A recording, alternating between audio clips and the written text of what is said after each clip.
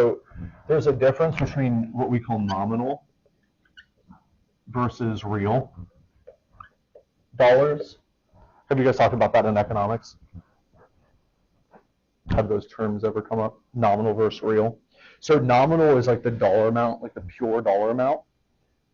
Real adjusts for things like inflation and taxes.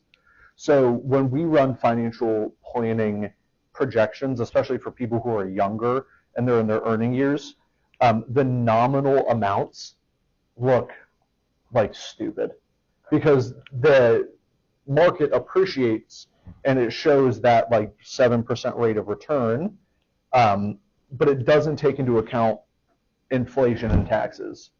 So if I run like my financial planning projection, it says like I'm going to have like $25 million or something crazy like that when I retire. Now, that's not the same as what that would be today. That would be the real dollar value or what that purchasing is. So whenever I work with clients, I always say, yeah, it says you're going to have like 13 million when you retire, but keep in mind at that time in like 2050, a Honda Civic's going to cost $150,000.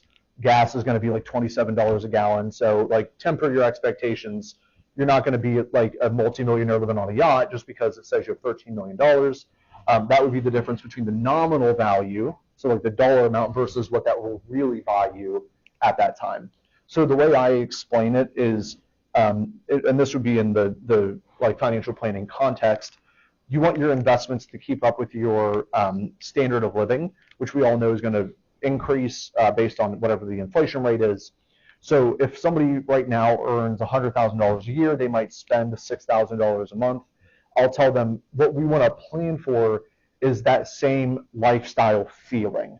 So whatever you're able to do right now on your daily, monthly life at $6,000 a month, we want to replicate that. We don't want to decrease our standard of living, and we're not at this point trying to increase our standard of living in retirement. We're just trying to keep it the same. That's the baseline.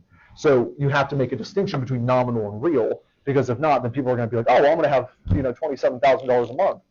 I'm great. And it's like, well, that's actually not. That's going to be basically where you're at now when you account for taxes and inflation.